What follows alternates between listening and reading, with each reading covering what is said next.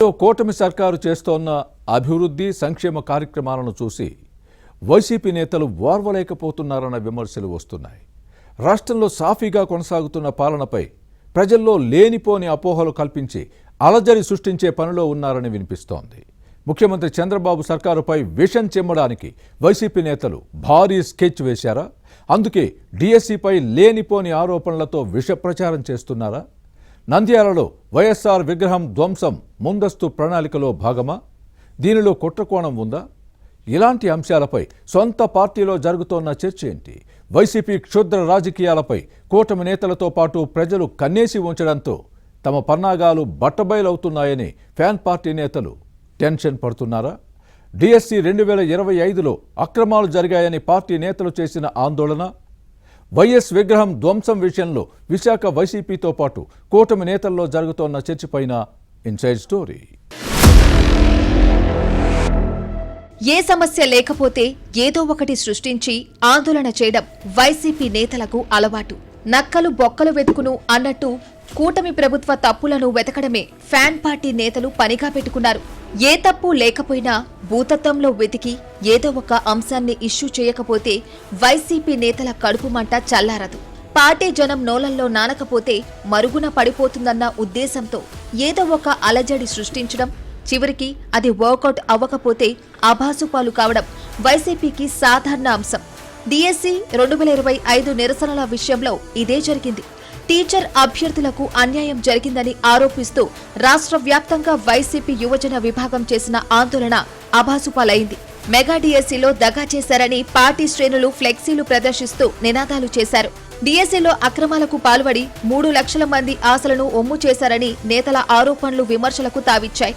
మంత్రి లోకేష్ దీనికి బాధ్యత వహించి రాజీనామా చేయాలన్న వైసీపీ డిమాండ్ అసమంజసమన్న వారు లేకపోలేదు.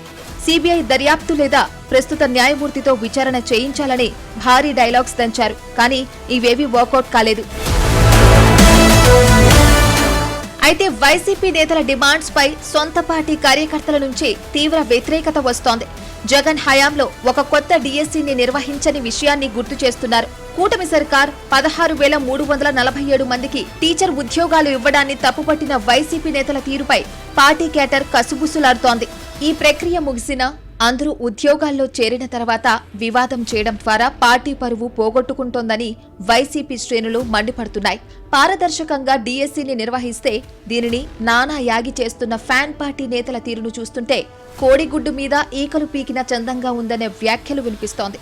వేలాది మంది నిరుద్యోగ అభ్యర్థులకు టీచర్ ఉద్యోగాలు ఇచ్చిన మెగా డిఎస్సిని దగా అని తమ పార్టీ నేతలు అనడం పక్కా దగుల్బాజీ రాజకీయమేనని ఫ్యాన్ పార్టీ కార్యకర్తల భావన. తమ పార్టీ అధ్యక్షుడు జగన్ కు బుర్రలేకపోతే కనీసం తాము మేధావులమని భావించే పక్కన ఉండే ప్రమద గణాలైన జగన్ కు సలహా ఇవ్వాలి కదా అనేవారు లేకపోలేదు. కానీ ఇదే సమయంలో తాను పట్టిన కుందేలికి 3 కాళ్ళని భావించే జగమొండి జగన్ మూర్ఖపు మనస్తత్వాన్ని రంజింపజేయడం కష్టమనేవారు లేకపోలేదు. మరోవైపు డిఎస్సిపై జగన్ కొత్త పల్లవి అందుకున్నారు. నష్టం జరిగిన టీచర్ అభ్యర్థులకు కూటమి ప్రభుత్వం న్యాయం చేయకపోతే తాము అధికారంలోకి వచ్చిన తర్వాత పునర్విచారణ చేస్తామని, కేసుల పరిశీలనకు కమిషన్ వేసి మంచి చేస్తామని చెప్పడం విడ్డూరంగా ఉందని సొంత పార్టీలోనే వినిపిస్తోంది. ఇది ఎంతవరకు ఆచరణ సాధ్యమో జనానికి తెలియని విషయం కాదు. అధికారంపై జగన్ కు ఇంకా ఆశలు ఉన్నాయని ప్రశ్నించేవారు లేకపోలేదు. ఇక పార్టీ ఆదేశాలతో నిరసన నిర్వహించామే తప్ప మనస్ఫూర్తిగా పాల్గొనలేదని చెప్పడాన్ని గమనించాలి. డిఎస్సిపై తమ ప్లాన్ వర్కౌట్ కాలేదని, పసలేని నిరసనలు, ఆందోళనతో ప్రజల్లో రోజురోజుకు అబాసుపాలవుతున్నామన్న విషయాన్ని తాడేపల్లె ప్యాలెస్ పెద్దలు ఆలస్యంగా గ్రహించారని ప్రచారం జరుగుతోంది. అందుకే రూట్ మార్చి విగ్రహాల విధ్వంసం అంకానికి తెరతీశారన్నది వైజాగ్లో కూటమి నేతల మాట. నంద్యాలలో వైసీపీ విగ్రహం ధ్వంసం రచన అంతా ఫ్యాన్ పార్టీ డైరెక్షన్లోనే జరిగిందని దర్యాప్తులో తేలింది. దీనిని అడ్డం పెట్టుకుని రాష్ట్రంలో అలజడులు సృష్టించాలని ఫ్యాన్ పార్టీ నేతలు చూశారు. కానీ విగ్రహాన్ని ధ్వంసం చేసిన జమ్ములయ్య వైసీపీ కార్యకర్తేనని మంత్రి లోకేష్ ట్వీట్ చేయడంతో వైసీపీ కుట్ర రాజకీయాలు రాష్ట్ర ప్రజలకు మరోసారి తెలిసాయి. జగన్ నాటకాలు చూసి జనం చీకొట్టిన డ్రామాలు మానడం లేదు. బాబే గుండెపోటు, కోడికత్తి, గులకరాయి నాటకాల రాముడు జగన్ రాష్ట్రంలో శాంతి భద్రతలకు విఘాతం కలిగించేందుకు తన గొడ్డలి పార్టీ కార్యకర్తలను రంగంలోకి దింపారని లోకేష్ తన ట్వీట్లో ప్రస్తావించారు. నంద్యాలలో వైఎస్ విగ్రహాన్ని ధ్వంసం చేసిన జమ్ములయ్య వైసీపీ నేతల అనుచరుడని పోలీసులు తేల్చిన విషయాన్ని గుర్తు చేశారు.